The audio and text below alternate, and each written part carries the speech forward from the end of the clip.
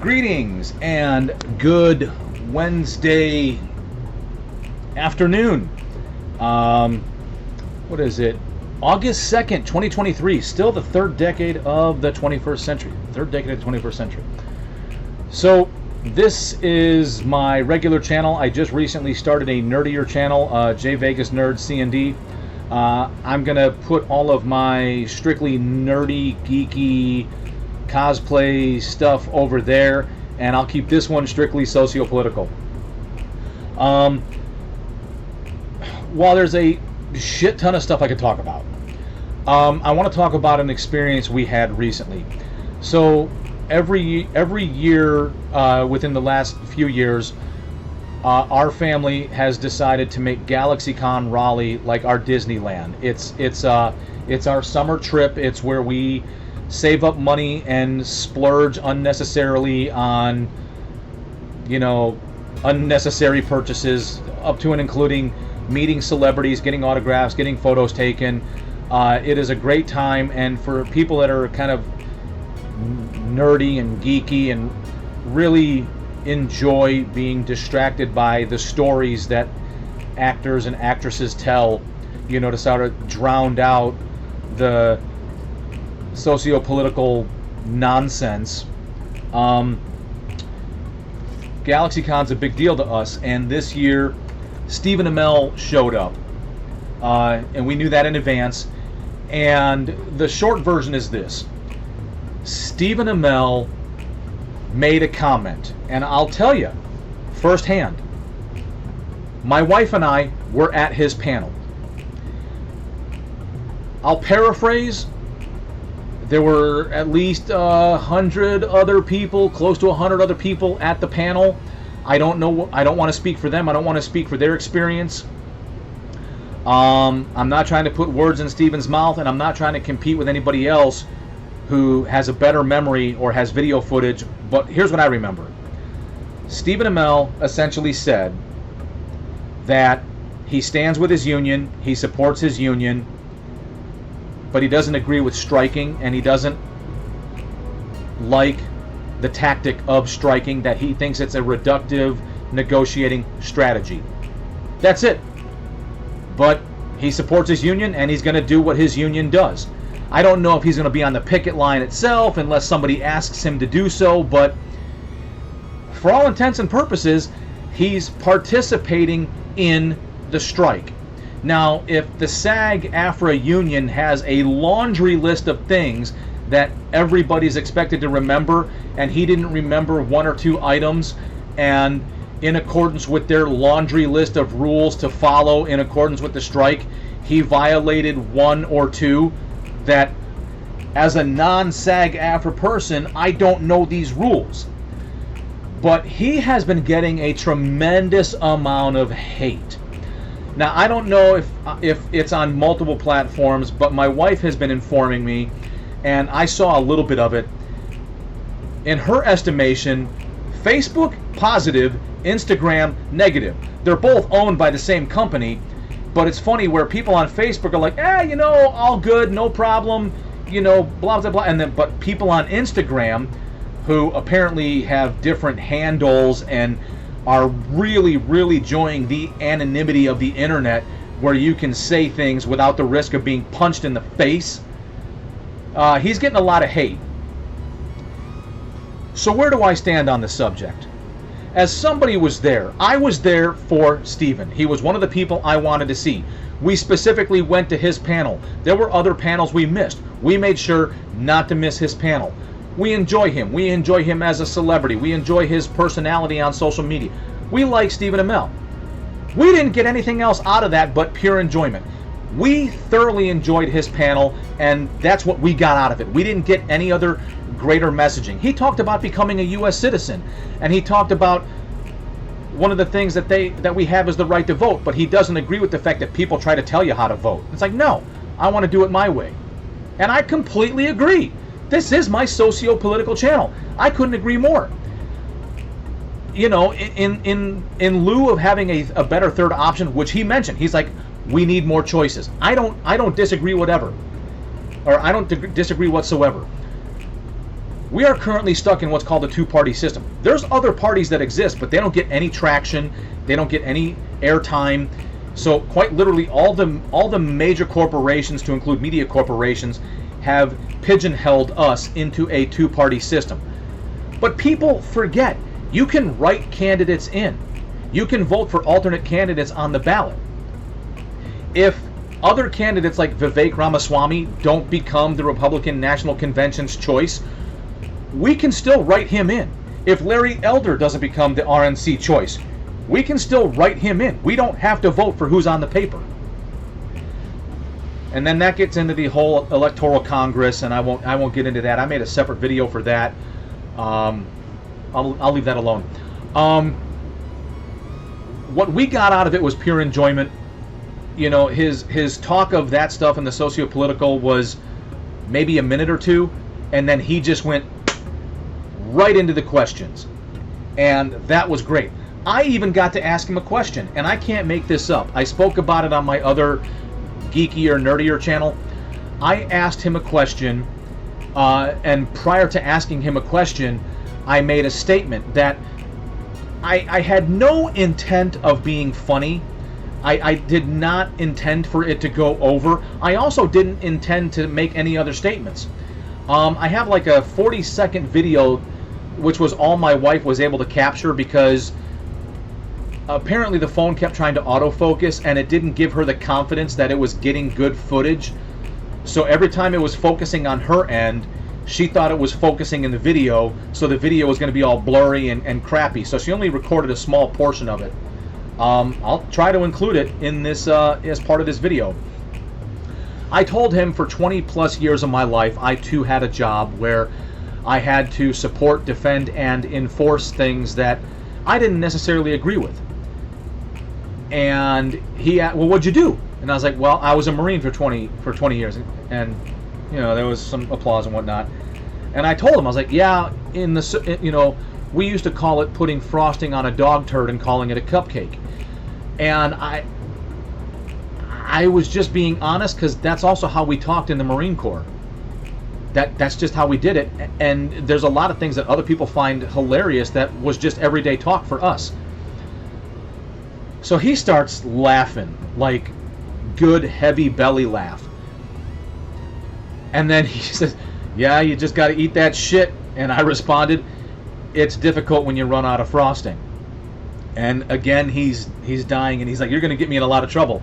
And then I got to my question, and I asked him, hey, my job, my previous job required me to stay in peak physical condition.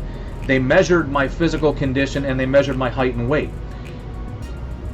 If your job no longer required that, would you also pursue fitness individually? Do you enjoy fitness? And then he gave me a very candid response, talked about his bout with addiction to alcohol, and how he had a panic attack because he was going through detox and withdrawal symptoms, and that fitness is a big part of his life, like almost spiritually. And that was a tremendous engagement I had with him. So turning the corner, the socio-political side, right? God, I'm really doing a lot of talking with my hands today. I'm sorry.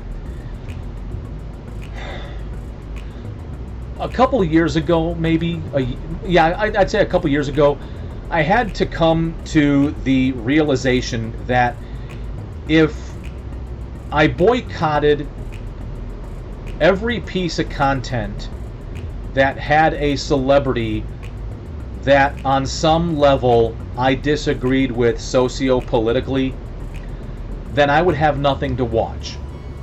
The overwhelming majority of celebrities out of Hollywood are left-leaning, and I don't know if it's like an indoctrination process, like when Lyndon Johnson, signed the Civil Rights Act and signed the Voting Act.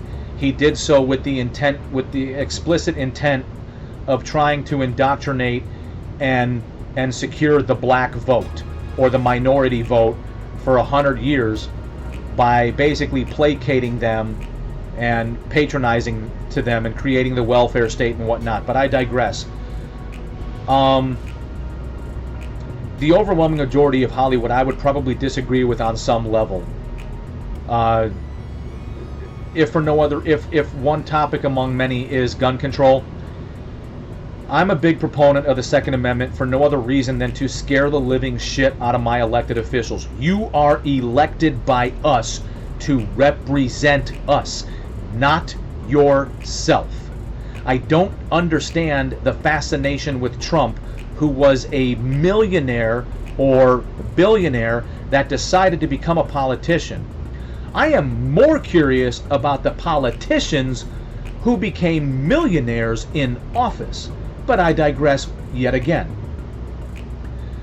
So I resign myself to the fact that if I have my own thoughts, views, and opinions on any number of subjects that Hollywood might disagree with, then so too should these actors and actresses or musicians or whatnot have their own thoughts, views, and opinions on any number of topics that I might disagree with. At the end of the day, if they're making content that doesn't necessarily overly indulge in that sort of stuff. So, like The Mandalorian. If The Mandalorian on the surface is about 90+% not attempting to address some socio-political issue, modern day socio-political issue, then I can still enjoy The Mandalorian for what it is.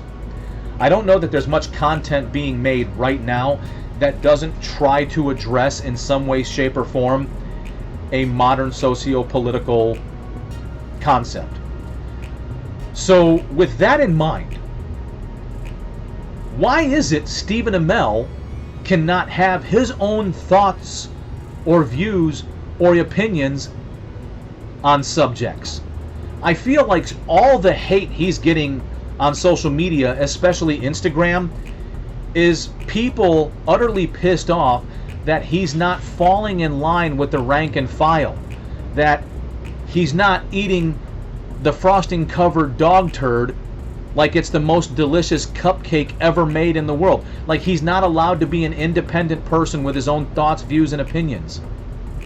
What's even more disturbing is some shitheel bootlicking cuck fuck son of a bitch from the con leaked it. Why, I don't know. If for no other reason than to maybe draw traction to their social media profile, fuck if I know. But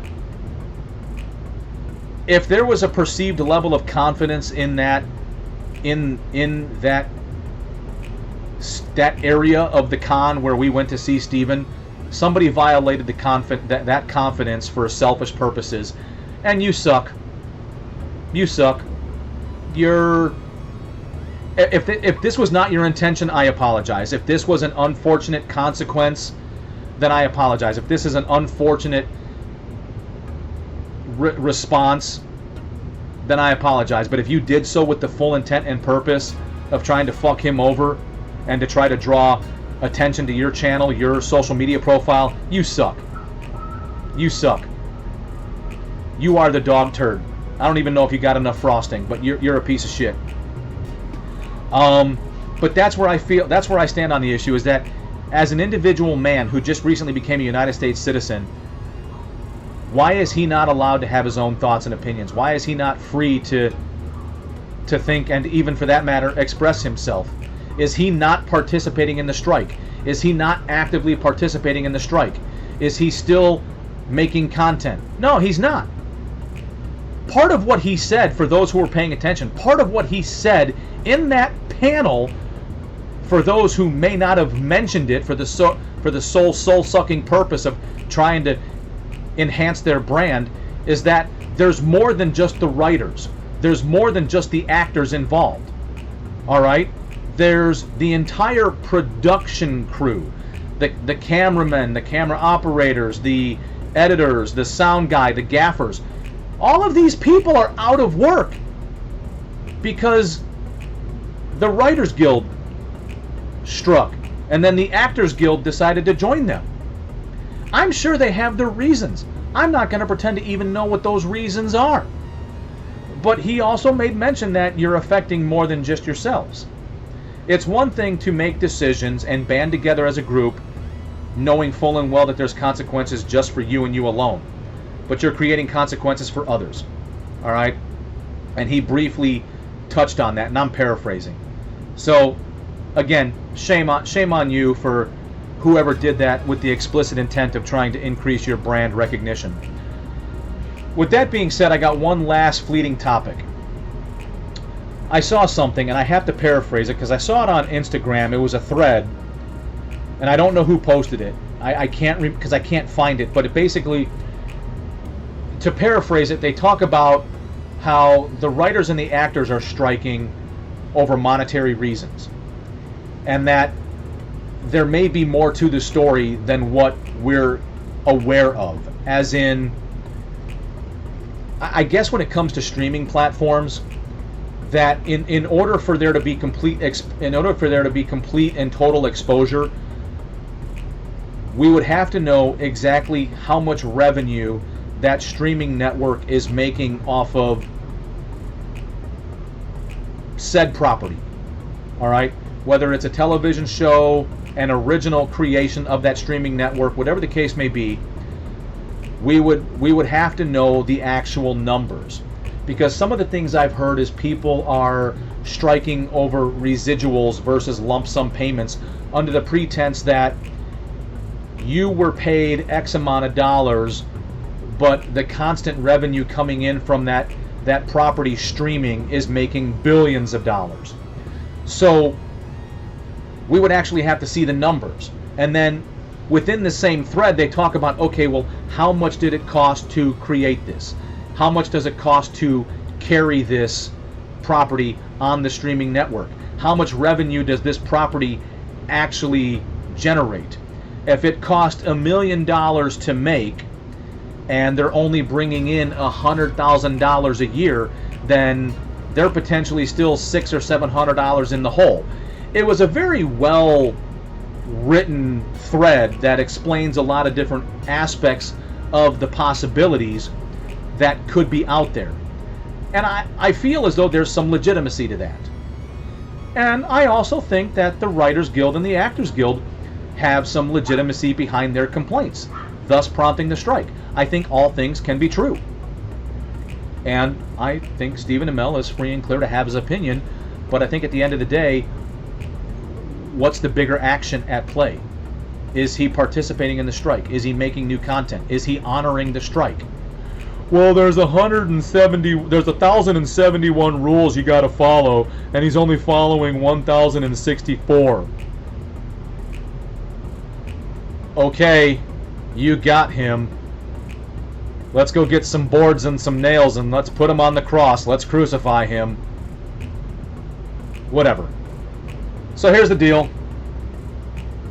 You're free and clear to put whatever you want in the comments section of my channel. I don't give a shit about the likes. I don't give a shit about the subscriptions. I don't give a shit about the notification bells.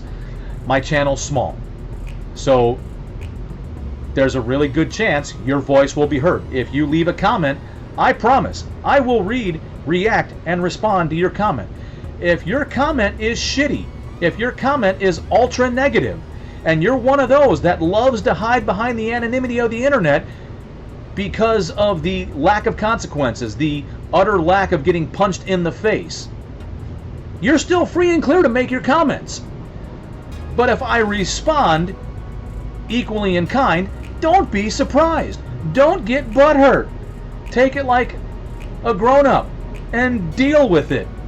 Put the frosting on that dog turd and eat that cupcake because you asked for it. All right? So if that's how you respond on my channel, don't be surprised if I respond in kind. And if you feel so inclined, if you're feeling froggy and would like to jump, just say so in the comments. I will give you my address. I will make that publicly available. And you can come to our small town and you can try that. For the rest of you that are good people, getting involved, having these conversations, you're awesome. I'll see you next time.